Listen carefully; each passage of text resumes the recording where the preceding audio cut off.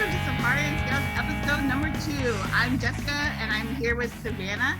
And today we are talking with Erica Huffstodt. She is a zookeeper and she works with gorillas and tigers and even some bats. And we are so excited to expand our content into other species. We're still going to bring you guys great reptile content that you love because we love it too, but we want to also expand into some other species. So we're excited today to talk with Erica. She works with a lot of really cool animals. So Erica, will you start us off by telling us what inspired you to start working with animals? How old were you? What was really the moment in your life where you're like, this is what I want to do? Hi, sure. So I feel like probably all my life I have had some sort of connection with animals. I just was really fascinated by them. But I didn't really know that I wanted to get into the zookeeping field until probably high school. I just wasn't sure in what capacity I wanted to work with animals until I sort of learned more about zookeeping. And after high school, when I went to college, I got a degree in biology. And it wasn't until after college when I first started getting any sort of animal experience. I was super fortunate to get an internship at a facility's nutrition center. And that's kind of where I started in the zoo field. It was a really great way to open up the doors for me and figure out what zookeeping entailed. I spent all my time basically making all the diets for the animals at the facility, but it was a great way to network with other people, talk to other keepers and see what they do. And that actually inspired me to, when I moved back home to Indiana, to get a job as a keeper at a small zoo up there. And that was kind of my first zookeeping experience. And that was in 2012. My internship was in 2008. So I've been kind of in the zoo field, I guess, for 14 years now. And working at that small zoo is just, there's not many people working there and you did everything. I mean, I worked with reptiles and petting zoo animals, primates, zebra, kangaroos, you name it. And then my husband and I, after we got married, we ended up moving. And then I was lucky enough to go back to where I had my internship at, and I got a job on the primate team. So I kind of figured when I got that zoo job early on, I really enjoyed working with the primates that were there. And that's kind of when I figured that I wanted to work with primates. And so I got very, very lucky that I got onto the team that I am right now. Right now I'm working with gorillas, mandrills, and our team also takes care of our tigers and bats. So it's kind of a neat little mix of animals, but yeah, it's just the best. I don't know. That's awesome. So you work with some of the most cognitive animals that we have in captivity. I mean, I've been to countless zoos and I've always been really fascinated with gorillas and tigers in particular, but they always seem to be more aware of their environment. What are things that you guys do as enrichment? Or you also talked about diet, and diet is a part of enrichment too. So how does that play a part in keeping with those big animals like that? Yeah, so I think that's actually one of the reasons I wanted to work with primates was just their intelligence level, the training that you can do with them. There's so much stuff you could do for them with enrichment, and they're just so interactive. I mean, even our tigers too, but more specifically, I think the primates interest me the most because of that reason. Our gorillas, I mean, we just do so much with them. All of our adult males, we do awake echocardiograms on them to monitor them for heart disease. So we train them for that. We're brushing all of their teeth, which, how many people can say that they've brushed a gorilla's teeth? I mean, it's just one of the coolest things to get to do for their dental health.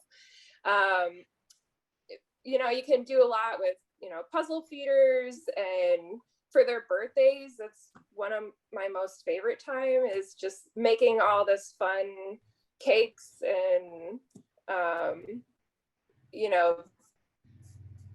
cardboard signs and stuff for their birthday parties just to celebrate with them. Our tigers, we can do blood draws on them, you know, just while they're in a crate, while they're awake. And it's a lot less stressful on them. You know, any of our animals, if we could do any of their medical care while they're awake and we don't have to anesthetize them, I mean, it's just so much better for them to be able to participate in their own care. So yeah, tigers are super interested in smelling stuff. So we do a lot of scents and perfumes and hiding stuff so that they have to find it out in the yards. And yeah, it's just so much fun to be able to interact with those guys. That's really cool. I know you and Jessica have music backgrounds, and that's how you guys know each other. Do you ever see the animals interested or engaging in music, the gorillas especially? I wonder, you know, being more closely related to us than other animals, you know, in our love for music, do you see that as something that they enjoy? I'm not sure. So it's actually kind of funny because I have brought my flute to work a couple of times because I work on the same day that we have practice. I have tried to play my flute for the gorillas, and they were not impressed. We had one of our younger females kind of like looked at me for a second and then just walked away. Like they didn't really care. We play music sometimes, like in the barns while we're cleaning. So I don't know.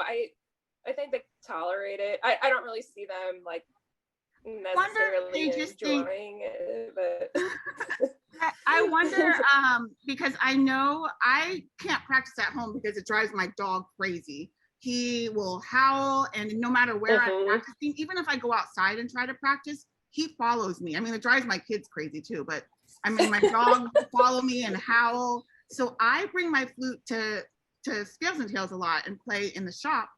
And I've noticed with Cooper, especially my rock iguana, that he gets very, like, he'll come out, like if he's hiding and he'll like look at me, like kind of like alerted. And I always wonder if he thinks it's like maybe a bird or something.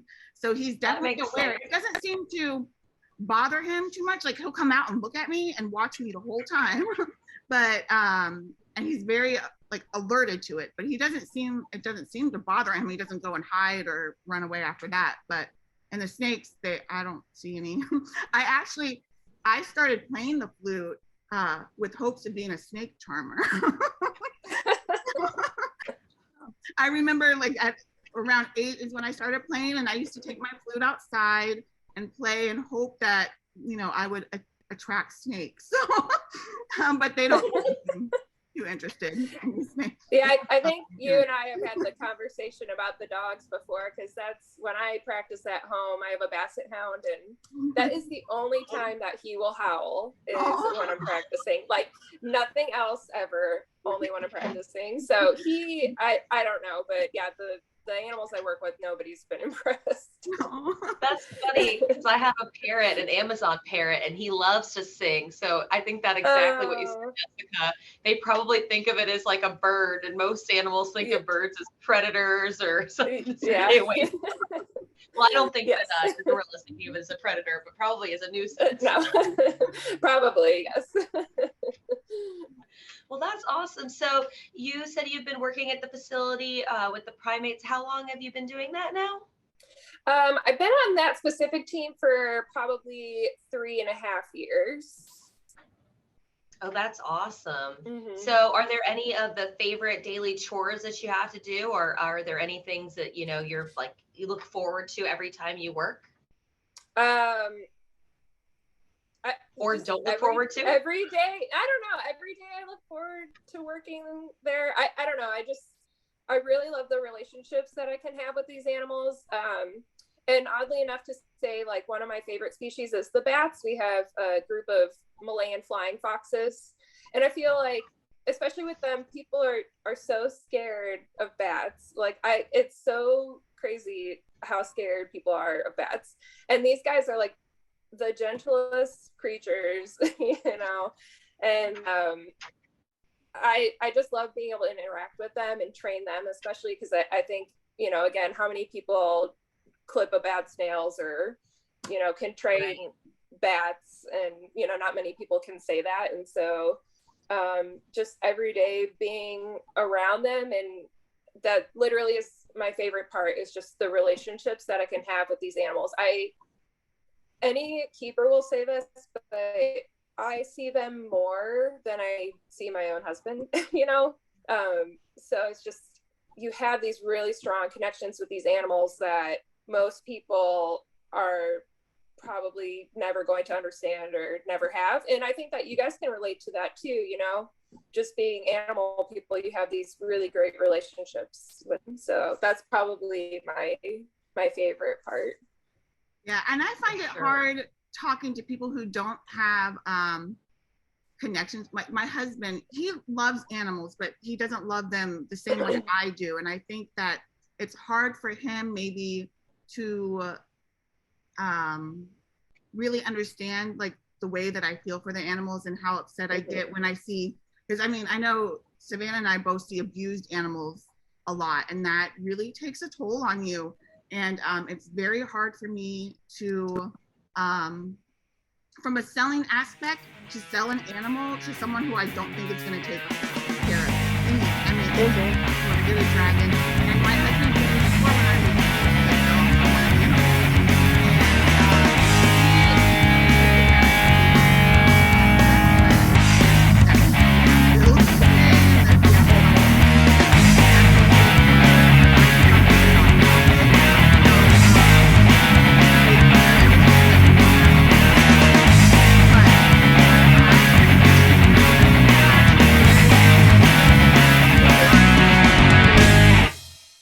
where I think that it's not going to get the proper care and be set up to,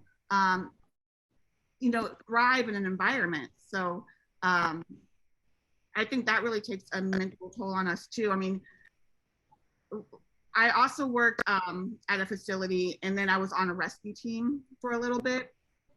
And the same kind of thing. When I was working at the zoological facility, I saw animals that were very well taken care of. And then when I was working with the rescue team, which I thought I would love, and I have such respect for people who go out and work for any kind of animal rescue, because seeing that just weighs on you it takes a mental toll on you, seeing animals that you love in such horrible situations. So that's one reason why Savannah and I wanted to kind of branch out into other species of animals, into conservation efforts, so that people are more aware what goes into animal keeping. Mm-hmm. Yeah, I think a lot of people don't understand what goes on day to day, or that it's like, it is very mental, it's physical, it's emotional, especially emotional. One of my strongest emotional attachments is to our 3-year-old gorilla. I saw her being born, and I've been with her like every day since then. And so, and again, you see them every single day. You are engrossed in everything about their care, everything. When they catch a cold, anything, you have to take care of them at all points in their life. And so, yeah, I totally can relate to that.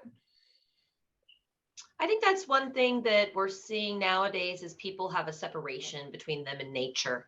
And that's one thing that I've really enjoyed with keeping animals. It kind of got me back to like the rhythm of life. You look at cycles, you look at the seasons, you appreciate summer a little bit more here in Florida, knowing that we're caring reptiles and that's breeding season. But my family has a long history of farming. My dad was a cattle rancher here in Florida. I have family that are farmers, and there's just an appreciation of the world around them a little bit more than I think that when we're separated. I kind of grew up the opposite. I grew up in Orlando. I got to go to amazing places and, Disney and zoos and Gatorland and things like that. But I personally didn't experience that farming background. And it wasn't until I got into really keeping and breeding animals later that it really got me into kind of the rhythm and understanding. And I think what a lot of people don't understand is, nobody wants to sit in a room and do nothing all day. And I think that people kind of have bad taste in their mouth when it comes to like working animals. But I have seen nothing but pride in working animals. I do educational programs at schools, and COVID put a stop to that. And I know my rhino iguana almost seemed depressed because she was so excited to visit the schools and the kids. And, you know, I'm not saying that all animals are like that, because I have definitely had animals that I've tried, you know, hey, do you want to go to a show? I don't talk to them like that. You know, you look at their behaviors and they're saying, no way, this is not going to happen. One is I have Patagonian cavy. They're the fourth largest rodent in the world. They kind of look like a deer and a kangaroo crossed. And the one thing that the females can do is they can actually projectile urinate out their rear end, kind of like a sprinkler. So if she's irritated and she doesn't want anybody in her space, she does like spins, does a sprinkler. So she does not enjoy going to programs. But in my personal experience, you know, people who are disconnected or aren't used to working with animals may have a kind of a negative thought when it comes to working animals or working with animals or animals in captivities and zoos. And people don't realize that, you know, us keeping animals in captivity are not what are really hurting our wild populations. You know, there are so many other contributing factors that we turn a blind eye to. And for some reason, the people who are caring for animals are the ones getting most flack for what's happening to animals in the wild. And it's kind of unfair because, you know, I think like you, like Jessica and I, we're all very passionate for what we do. You don't, you know, do everything and dedicate your entire life to something because you don't care about it, you know? So it is another one of those things of seeing animal abuse. You also get a lot of negative public, you know, speculation. And recently we had Ty Park at our herpetological meeting, and he was saying that, you know, the FWC went after him for those iguanas, and they were going to confiscate over 60 iguanas. He worked with them and got 50 something of them rehomed. They gave him an extra week, but they didn't give him the extension that they gave to everybody else. He is the largest iguana breeder in the country. I want to say the world, but I know for sure the country.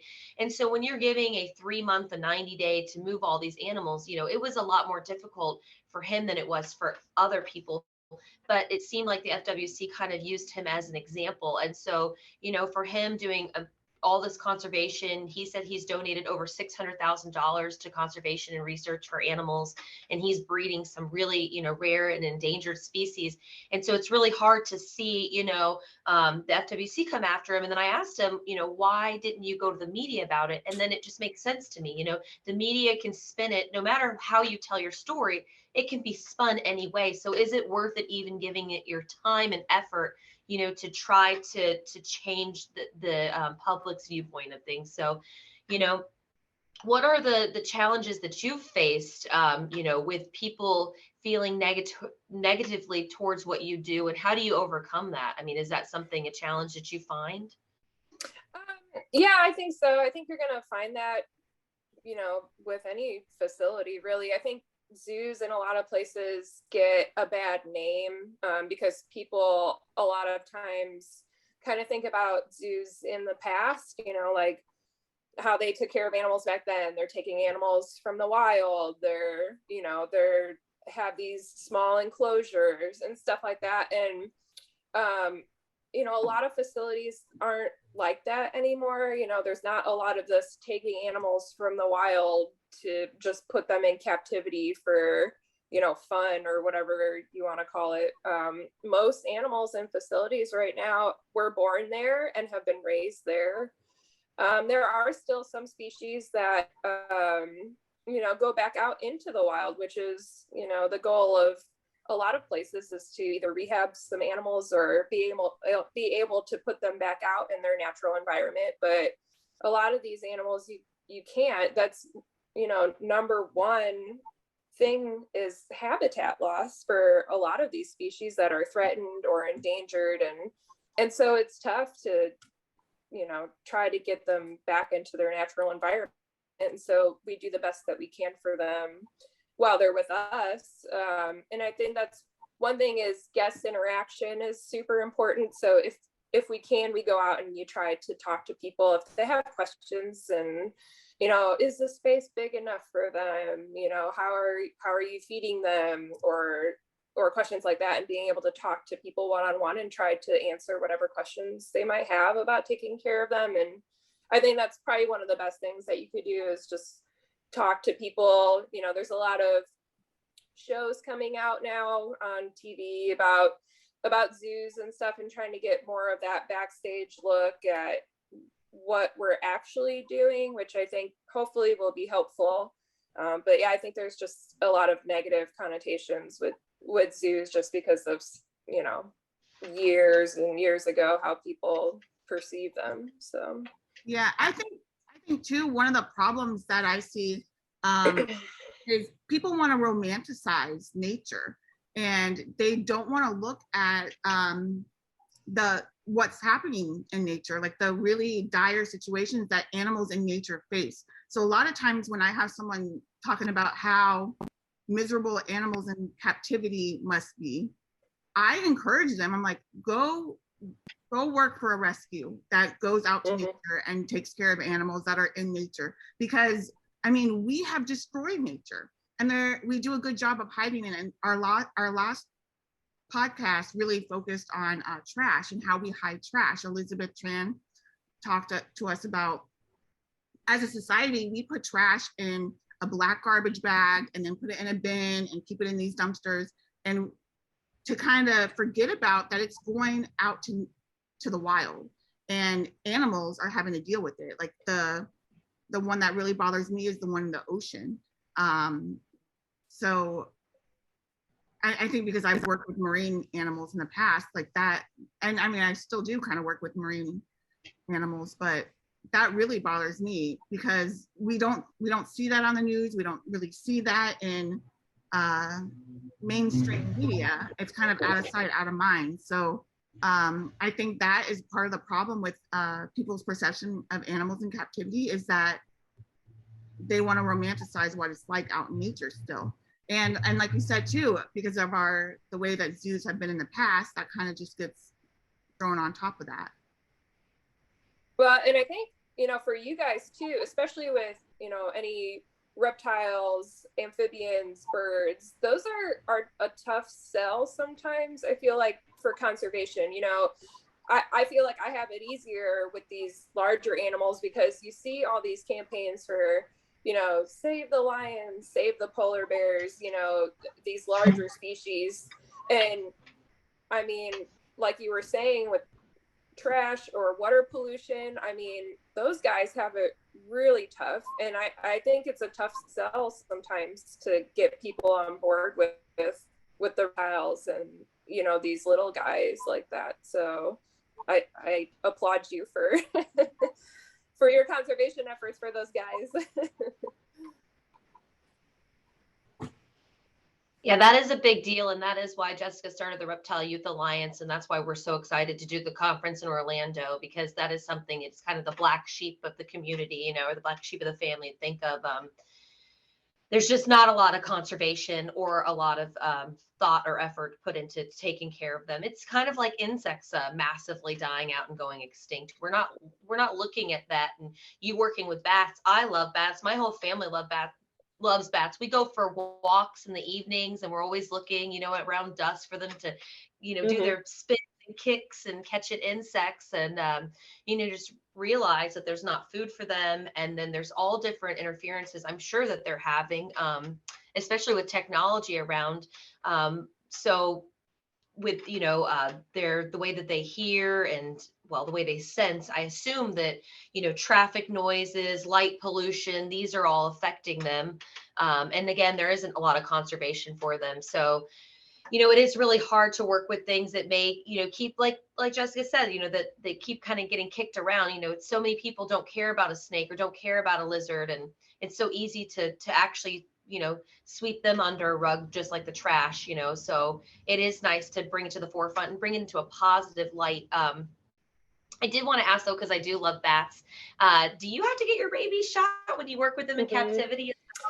Yep, I sure do. I feel it's really weird because so everybody on the team that I work with, we all at some point have to interact with the bats. And so we all had to be rabies vaccinated. And we all, I feel like, had a different reaction to it. So I had to get a set of 3 shots. And it was just in the arm. It wasn't anything too crazy. But I remember being, after my first shot, just super nauseous. And like, I don't know, I had a weird reaction to the first one. And then after that, it was fine. But I mean, I'm glad that they were willing to do that because I prefer getting that instead of, exposing myself to actually getting rabies. But I believe all of our animals also get rabies vaccinated. So, hopefully the level for that is pretty low that we would actually be exposed to it, but it's just that's like a precaution. But yeah. So are you noticing, do you know anything about the conservation numbers of bats in the wild and their population loss, or and then what are the particular species you said that you work with of bats? So we have the Malayan flying foxes. So they're one of the largest bat species.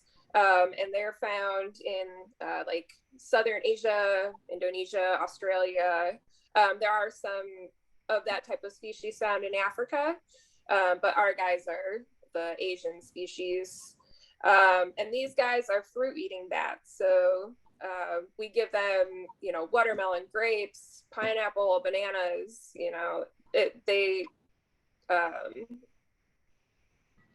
a little bit different, I think, than what people assume most bats are like, because a lot of bats are doing that echolocation and insect eating like you were talking about. But these guys are a little bit different. They're awake a lot during the daytime. So they're super active right in the morning at sunrise, and then they kind of roost for the middle of the day, and then they'll get really active again right before the sun sets, just because they are eating that fruit. So they've got to be awake and have good eyesight to find that fruit in the trees. But I believe the species that we have are probably a threatened species. I don't think they're quite on the endangered list, but I think a lot of bat species are probably in that threatened category just because of habitat loss. Right. And you guys have had success in breeding the bats there, so you get to work with babies? No, unfortunately. So we have a group of 11 males. So we're kind of holding like a small bachelor group. So we don't have any females. So, but a baby bat would be just like the best thing ever. But we just have all boys. That's awesome.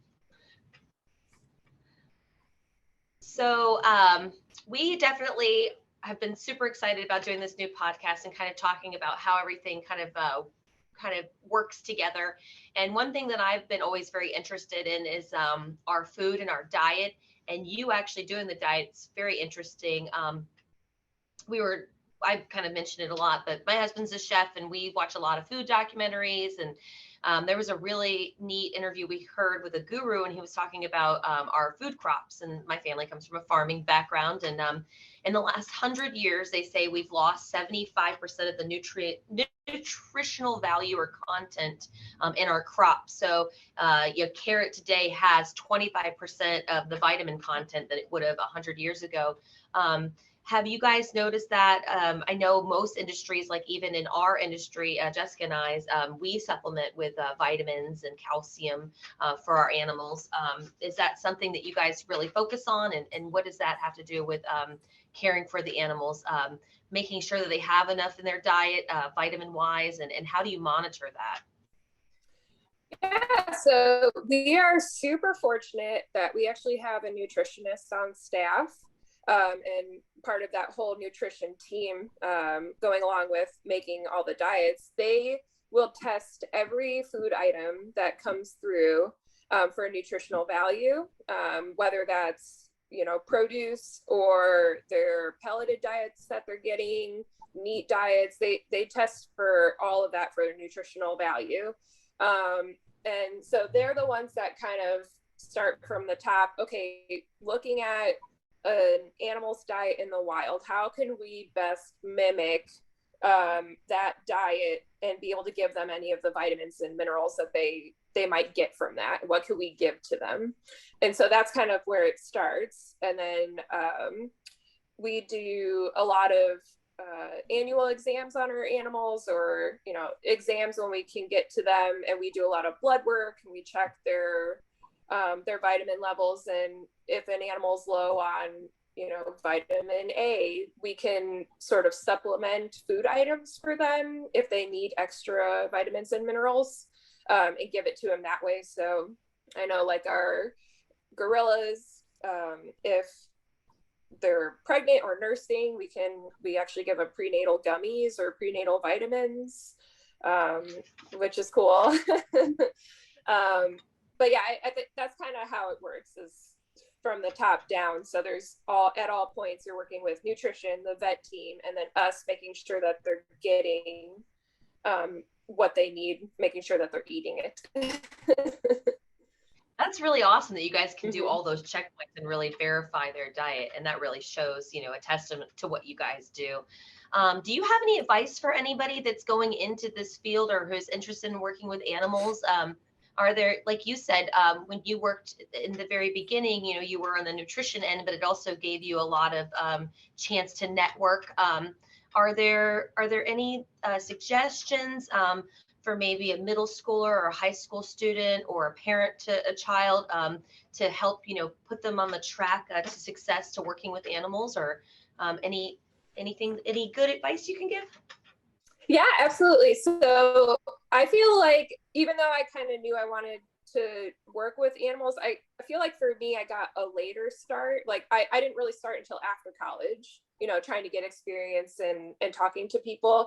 The earlier you can do it, the better. So, if you're in middle school, start reading about animals, start learning about animals, if that's something that you're interested in. I mean, you could probably talk to a veterinarian or somebody in your community that works with animals. And then that's probably my best advice, is get an early start. So whether it's interning, volunteering is a great one. So even though you might not be getting paid for that experience, you're still there. People are seeing your face. You're learning about what goes on in those facilities.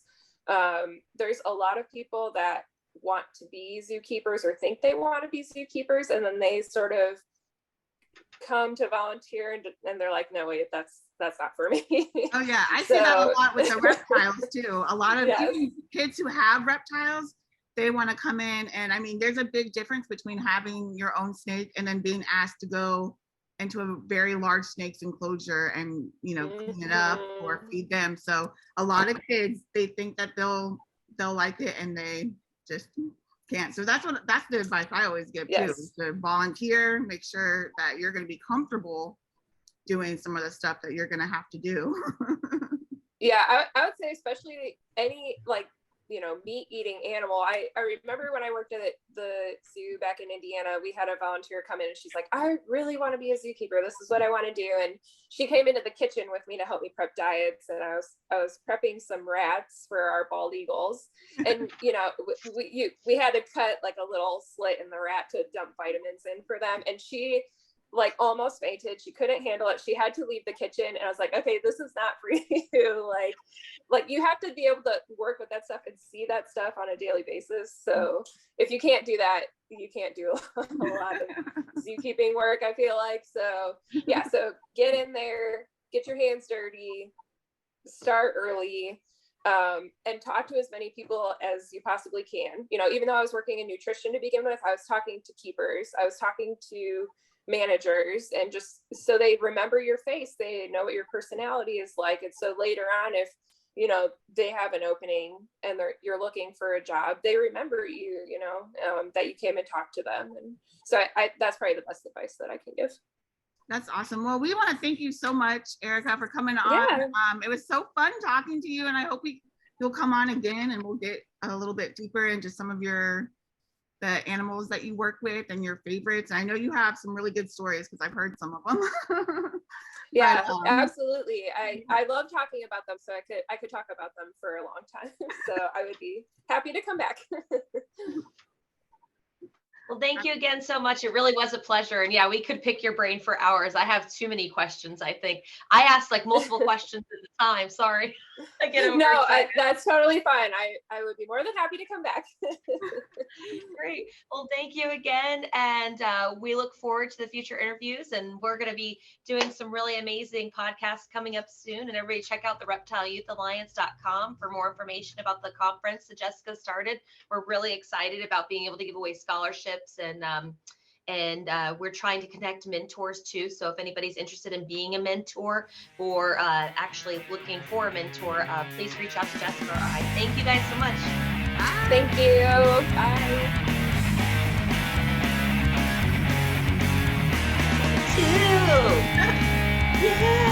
Episode 2. Welcome to Safari and Scale. Sorry, I was thinking the Safari and Scale. Safari and Scale.